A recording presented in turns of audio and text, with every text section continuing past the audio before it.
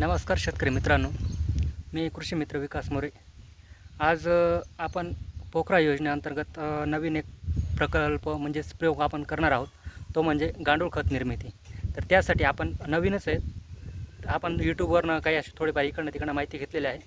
त्याबद्दल आपण रोज जसं जसं आपण हे करू पुढे जाऊ तसं आपण व्हिडिओ टाकणार आहेत.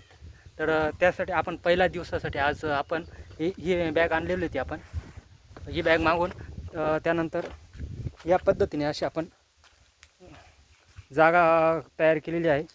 कोटे वगैरे रोवून आणि व्यवस्थित असं आपण उतार वगैरे देऊन घेतलेला आहे.